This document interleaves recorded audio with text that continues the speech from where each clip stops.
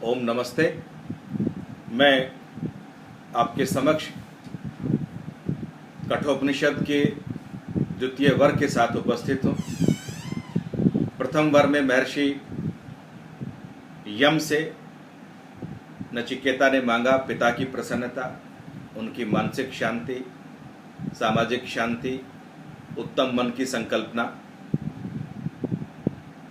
अब बारी आई कि महर्षि यम ने कहा था कि 3 दिन आप भूखे प्यासे रहे हो तो मेरे ऊपर कोई प्रकोप ना हो, ये सही नहीं माना जाता है, इसलिए अब 3 वर मांगे। तो दूसरा वर अब नचिकेता याचना कर रहे हैं, निवेदन कर रहे हैं, प्रार्थना कर रहे हैं महर्षि यम के समक्ष, जो एक उत्तम प्रकार के आचार्य हैं, जो जितेंद्रिय आचार्य हैं, जिसकी मैंने भूमिका में भी आपसे चर्चा की कि वो किस प्रकार के आचार्य हैं। और नचिकेता ने क्या कहा कि भूमिका बनाई पहले दूसरे वर्ग की कि मुझे क्या मांगना है। जैसे बच्चे अपने माता पिता से कुछ मांगना हो तो पहले भूमिका बनाने लगते हैं कि ये ऐसा ऐसी भूमिका बनाए तो माता पिता से कुछ मिलेगा, आचार्य से कुछ मिलेगा। उसी प्रकार की भूमिका नचिकेता ने बनाई और कहा कि मैंने ऐसा सुना है महर्षि यम कि स्वर्गे लोके न भयम किंचन अस्ति न तत्र त्वम न जर्या बिभेति उभे तीर्त्वा अश्नाया पिपासे शोकातिको मोदते स्वर्गलोके। कहा कि मैंने आचार्य यम ऐसा सुना है लोगों से, स्वर्गे लोके न भयम किंचन अस्ति, कि स्वर्ग नाम के लोक में किसी प्रकार का कोई भय नहीं, किंचन मात्र भय नहीं। अब ये स्वर्ग लोक क्या है साहब? समस्त विश्व के वैज्ञानिकों ने पूरी गैलेक्सी को छान करके देख लिया, ऐसी कोई जगह दुनिया में नहीं है जहां जिसको स्वर्ग लोक के नाम से जाना जाता हो। स्वर्ग लोक यदि कोई है तो वो ये समस्त संसार है, ये भूमंडल है, जिसको समस्त आचार्यों ने लिखा स्वर्ग अर्थात सुख विशेष। जब आप संतोष में जीने लगते हैं, जब आप परितोष में जीने लगते हैं, जब आप आत्मतुष्टि में जीने लगते हैं तो संतोष होने लगता है। इस प्रकार से कहा ऐसा सुख विशेष कहां मिलेगा मुझे जहां मुझे किंचित मात्र भय ना रहे, जहां मुझे अभिनिवेश ना सताए। और कहा न तत्र त्वम, अर्थात वहां मरने और जीने का भय नहीं। ये बार बार चींटी से लेकर हाथी तक संसार के समस्त प्राणियों को मरने का भय सताता रहता है, प्रतिपल सताता रहता है, प्रतिक्षण सताता रहता है। इसलिए कहा कि ये सुख विशेष दिलवाई। उस सुख विशेष में, उस स्वर्ग में फिर मरने जीने की चिंता नहीं रहती। न तत्र त्वम न जर्या बिभेति, वहां बुढ़ापे का भी डर नहीं लगता। वहां ये जो शरीर थोड़े समय बाद जर्जर हो जाएगा, जर्जरा जाएगा सारा, इसका भी डर नहीं रहेगा। बचपन कब आया पता नहीं लगा, जवानी कब आई वो भी पता नहीं लगी, वो भी बहुत जल्दी निकल के चली गई। और बुढ़ापा एक ऐसा आया जो आकर के कभी जाता ही नहीं, वो सदा रहता है। तो ऐसे उस जरा से भी व्यक्ति डरता रहता है। इसलिए गीता ने भी कहा देहिनो अस्मिन् यथा देहे कौमारम यौवनम जरा तथा देहांतर प्राप्ति धीरस्तत्र प्रमुह्यति। तो कहा कि ऐसा स्वर्ग लोक मैंने सुना है, उभे तीर्थवा अश्नाया पिपासे, न वह भूख लगती है न प्यास लगती है, अर्थात आत्मतुष्टि मिलती है, आत्म शांति मिलती है, आत्म परितोष मिलता है। शोकाति को, शोक का अतिक साइड में रख देता, हटा देता, मोदते प्रसन्न होता है। जैसे छोटा बच्चा या कोई व्यक्ति मोदक खाकर, लड्डू खाकर के प्रसन्न होता है, मोदते, ऐसे ये जीवात्मा, ऐसे ये व्यक्ति प्रसन्न होता रहता है। कहां? स्वर्ग लोके, उस स्वर्ग लोक में। ये मंत्र स्वर्ग लोक से प्रारंभ होता है, स्वर्ग लोक पर ही खत्म होता है। 2 बार स्वर्ग लोक शब्द का प्रयोग इसमें किया गया। तो कहा कि ये मिलेगा कैसे? ये मिलेगा यज्ञ की अग्नियों से। देखिए नचिकेता जानते हैं इस बात को कि स्वर्ग किससे मिलेगा? यज्ञ करने से मिलेगा। अपने घर में यज्ञ करिए, हवन करिए, होम करिए, पुरोहितों को बुलाइए, आचार्य लोगों को बुलाइए, 5 प्रकार के यज्ञ घर में संपन्न करते रहिए, आपके घर में स्वर्ग होगा। और क्या कहा, निवेदन किया एक मंत्र के माध्यम से, सैत्वम अग्निम स्वर्गम अध्येश मृत्यो हो प्रब्रूहि त्वं श्रद्धनाय मह्यम स्वर्गलोकाः अमृतत्वं भजन्तः एतद् द्वितीयेन वृणिः वरेण। सैत्वम अग्नि, वो अग्नियों के माध्यम से मिलेगा, अग्नि चयन के माध्यम से मिलेगा। जब हम घर में 3 प्रकार की जो अग्नियां हैं, जिसको आहवनीय अग्नि कहा, जिसको गार्हपत्य अग्नि कहा, जिसको दक्षिणाग्नि कहा, मैं समझता हूं जो हमने आचार्यों के श्रीमुख से सुना है, आहवनीय वो अग्नि है जिसमें यजमान बैठ करके आवाहन करता है, मेरे यहाँ ये देवता मेरे इस यज्ञ में पधारे, मेरे घर में ये प्रकार के देवता आए। इसलिए कहा, शतपथ ब्राह्मण ने कहा, मातृमान पितृमान आचार्यवान पुरुषो वेदा। और तैत्तिरीय उपनिषद ने भी कहा, मातृदेवो भव, पितृदेवो भव, आचार्य देवो भव, अतिथि देवो भव। और ये जो 5 प्रकार के जो यज्ञ हमारे लगाए गए, ये ब्रह्म यज्ञ, ये देव यज्ञ, ये इंद्रिय यज्ञ, ये अतिथि यज्ञ, ये बलि वैश्व देव यज्ञ, ये 5 प्रकार के यज्ञ जहां संपन्न होते रहे इन अग्नियों के द्वारा, तो इसको आवनीय अग्नि कहा। और जहां ये आवनीय अग्नि रहती है, वहां सब देवता प्रसन्न रहते हैं। जैसे कहा, यत्र नार्यस्तु पूज्यन्ते रमन्ते तत्र देवताः। जहां नारियों की पूजा होती है, रमन्ते तत्र देवताः, वहां ये माता देवता, पिता देवता, आचार्य देवता, अतिथि देवता, ये सब प्रसन्न रहते हैं। मैं अपने घर में रहते हुए, अपने परिवार में रहते हुए, अपनी धर्मपत्नी, उसका मान सम्मान यदि न करूंगा, तो मेरे घर में मेरी माता, मेरे पिता, मेरे गुरु, मेरे आचार्य, मेरे अतिथि, इनके लिए सेवा शुश्रूषा का संपादन हो नहीं सकता। और ऐसा यदि कोई व्यक्ति संसार में हो तो मुझे जरूर सूचित करें, जो अपने परिवार के साथ बिगाड़ करके और ये चाहे कि मेरे समस्त प्रकार के यज्ञ संपादित हो जाएं, तो ये नहीं होता। तो नचिकेता भी यही कहते हैं कि हे आचार्य यम, आप तो स्वर्ग को प्राप्त कराने वाली अग्नियों के विषय में जानते हैं, प्रब्रूहि, प्रकृष्ट रूप से प्रवचन कीजिए उसका। मह्यम श्रद्धनाय, मुझे श्रद्धा रखने वाले, इसलिए लिखा श्रद्धावान लभते ज्ञानम। श्रद्धा वाला ही संसार में ज्ञान ग्रहण कर सकता है। श्रद्धा समिध्यते हवि। और क्या कहा, मीमांसा दर्शन ने भी कहा, स्वर्ग कामो यजेता। स्वर्ग की कामना वाला व्यक्ति यज्ञ किया करे। क्यों, यागादिरेव धर्माः, ये धर्म है यज्ञ आदि करना। और क्यों है, यतो अभ्युदय निश्रेय सिद्धि सधर्मः, उत्थान करता है।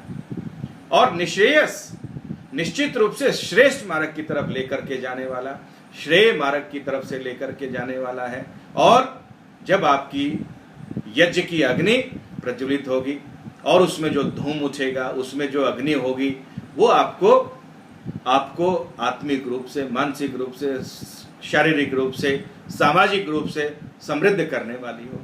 वहां सब प्रकार के सुख और शांति रहेंगे। क्यों, क्योंकि वहां सब देवता हैं। ओम अग्नये स्वाहा, सोमाय स्वाहा, प्रजापते स्वाहा, इंद्राय स्वाहा। सब कुछ डाल करके भी आदमी कहता है इदं न मम, मेरा कुछ नहीं भगवान, है आपका ही सब कुछ। तो इसलिए ये यज्ञ संपादित होंगे। तीनों प्रकार की जो अग्नियां हैं वो संपादित होगी। अथर्ववेद में एक बहुत अच्छा मंत्र आता है भाई, और मंत्र क्या कहता है, यो अतिथिनाम स आहवनीय, यो वेश्मनि स गार्हपत्य, यस्याम पचन्ति भूतानि स दक्षिणाग्नि। इन तीनों अग्नियों के बारे में, अतिथियों के लिए भोजन पका तो ये आहवनीय अग्नि हो गई, परिवार जनों के लिए भोजन पका, अग्नि जली तो वो गार्हपत्य अग्नि हो गई। और जिसमें समस्त संसार के प्राणियों के लिए, समस्त लोक के कल्याण के लिए आपने जो कुछ दान आदि किया अग्नि के द्वारा, ये दक्षिणाग्नि हो गई, जिसमें गृहपति बनता है। विवाह संस्कार में जो अग्नि प्रयोग की जाती है उसको गार्हपत्य अग्नि के नाम से भी कहा जाता है।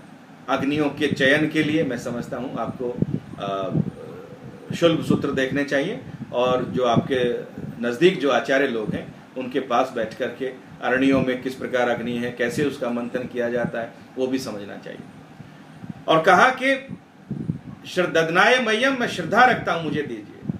स्वर्ग लोका अमृतत्वम भजंता, उस सुख विशेष में लोग अमृत के तत्व का पान करते हैं, वो अमर हो जाते हैं, उस अमरता के तत्व को समझने लगते हैं।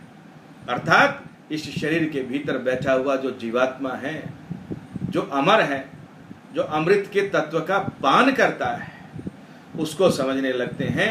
एतद द्वितीय वृणे है वरेण, ये दूसरे वर के रूप में मैं हे आचार्य यम आपसे याचना कर रहा हूं। तो आचार्य यम ने कहा कि कोई बात नहीं, अग्नियों के बारे में आप चर्चा करें, अग्नियों के बारे में बताता हूं।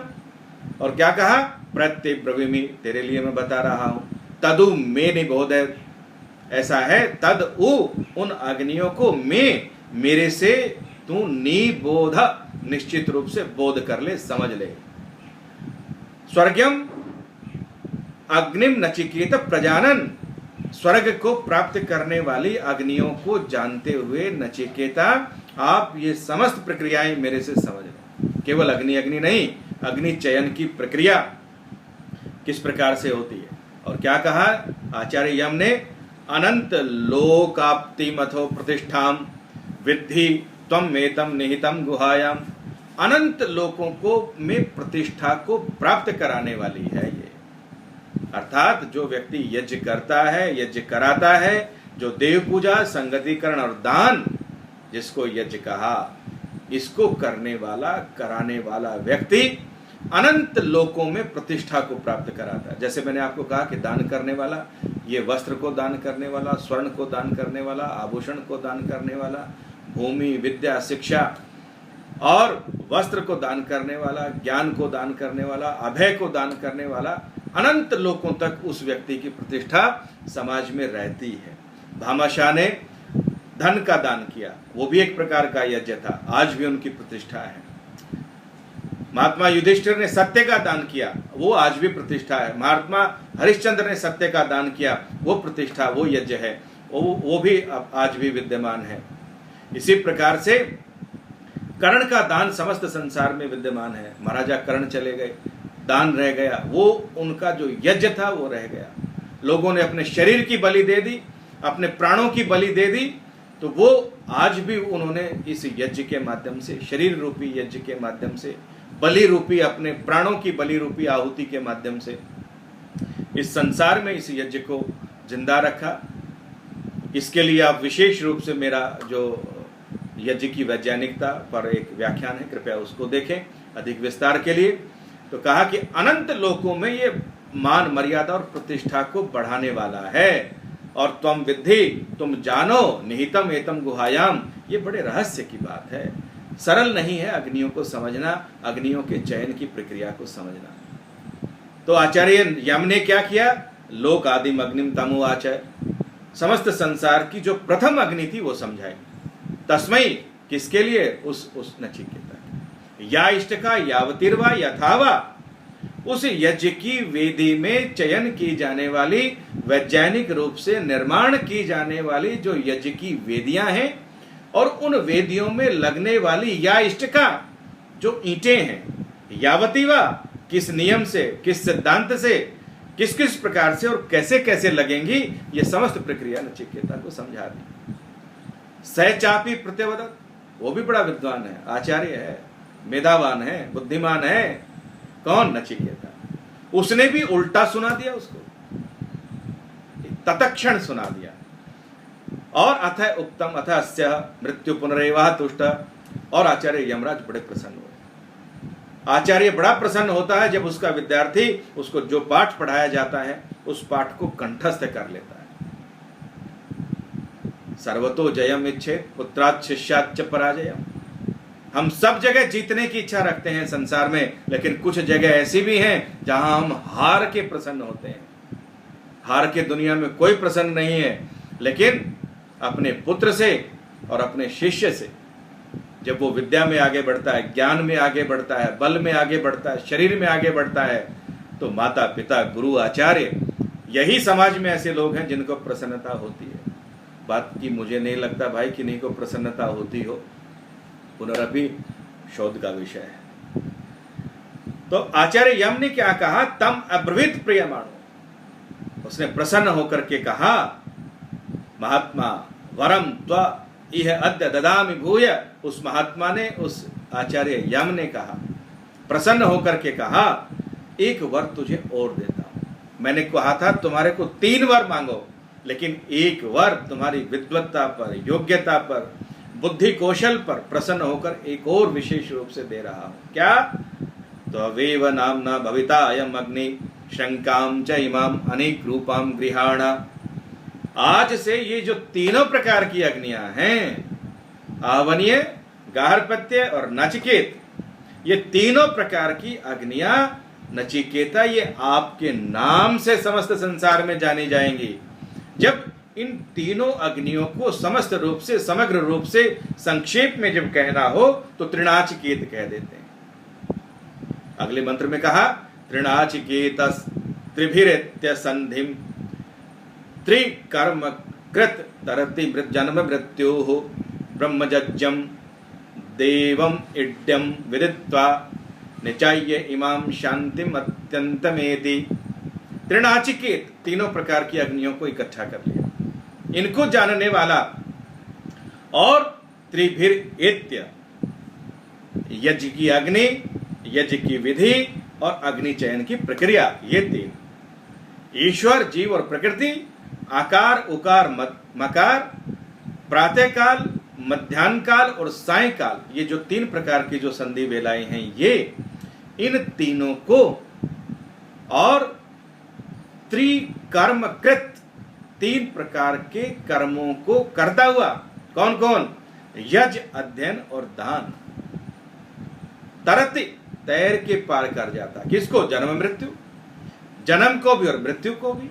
यही तो पूछा था कि स्वर्ग कैसे मिलेगा, जन्म और मृत्यु को तैर के पार कर जाएंगे, लोक में रहते हुए अग्नियों का संपादन करेंगे, सारे यज्ञों को संपादित करेंगे, बड़े उत्तम प्रकार से योग होगा, बड़े उत्तम प्रकार से स्वर्ग होगा, सुख विशेष होगा, संतोष होगा, यज्ञ करने के उपरांत, दान करने के उपरांत, और परिवार में संगति के उपरांत, संगतिकरण के उपरांत, और ब्रह्मजज्ञम, ब्रह्म के द्वारा उत्पन्न, ब्रह्म के द्वारा प्रतिपादित जो ज्ञान है, जो उस ज्ञान को समझ करके, और देवम, उस दिव्य गुणों से युक्त उस परम पिता परमात्मा का स्मरण करके, इड्यम, उसकी उपासना करके, इड सुतौ, उसको विचार करके, चिंतन करके, निश्चय, निश्चित रूप से उसका चयन करके, उन समस्त अग्नियों का चयन करके। अब यज्ञ में है क्या? यज्ञ में ब्रह्म की उपासना है। विश्वानि देव सवितर दुरितानि परासव यद भद्रम तन्नयास्व अग्नेनय सुपधाराय अस्मान् विश्वानि देव।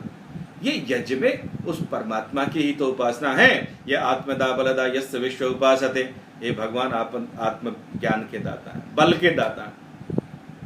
प्रजापति नत्व देता, हे प्रजापति आपसे भिन्न कोई है नहीं जो मेरी संरक्षण करे, मेरी सेवा करे। तो उस परम पिता परमात्मा का ही तो स्मरण है उस यज्ञ में। उसको विचार करके, समझ करके, जान करके, शांतिम अत्यंतमेति, सांख्य ने भी जिसको कहा आत्यंतिक शांति चाहिए, और उसी को उपनिषदों ने भी कहा कि आत्यंतिक शांति हो जाए तो मुक्ति के रास्ते खुलने लगते हैं, कैवल्य के रास्ते खुलने लगते हैं, मोक्ष के रास्ते खुलने लगते हैं। तो ये कहा, तो कहता है कि इन सारी चीजों को जान करके और समस्त संसार के बंधन उस व्यक्ति के कट जाते हैं जो यज्ञ आदि का संपादन करता है, अग्नि चयन करता है। और क्या कहा? एषः ते अग्निर्नचिकेत स्वर्गयो यम अवृणीता द्वितीयेन वरेण एतम अग्निम त्वयैव प्रवक्षयन्ति जनास तृतीयं वरम नचिकेत वर्णिष्व। ये स्वर्ग अग्नि जो तुमने, हे नचिकेता, तुमने स्वीकार की है, तुमने याचना के द्वारा वर के रूप में स्वीकार की है, पुनः महर्षि यम प्रशंसा करते हुए कहते हैं, ये अग्नियां समस्त संसार में तुम्हारे ही नाम से जानी जाएंगी। अब नचिकेता आप तीसरे वर की याचना करें।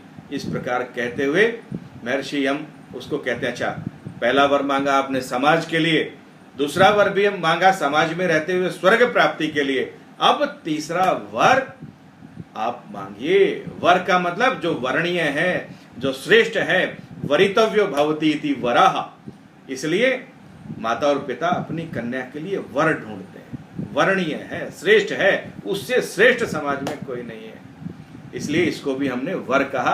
अंग्रेजी में इसको बून्स के नाम से कहा।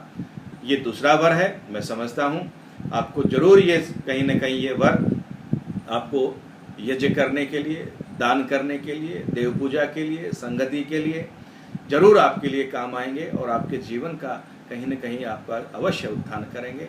मैं समझता हूँ इसके बाद मैं तीसरा वर आपकी सेवा में बाद में प्रेषित करूँगा। सर्वे भवन्तु सुखिनः, सर्वे सन्तु निरामया, सर्वे भद्राणि पश्यन्तु, मा कश्चित् दुर्भाग् भवेत्। ओम शांति शांति शांति। ओम।